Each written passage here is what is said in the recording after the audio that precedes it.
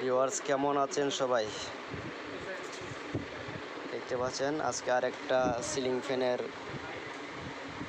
Coil বাদাই করতেছে। মাত্র এক রাউন্ড দেওয়া হয়েছে। আসলে আমরা যে ভাবি মাঝে মধ্যে সিলিং ফ্যান কিভাবে ঘুরে, এটার ভিতরে কি কোনো ইঞ্জিন আছে?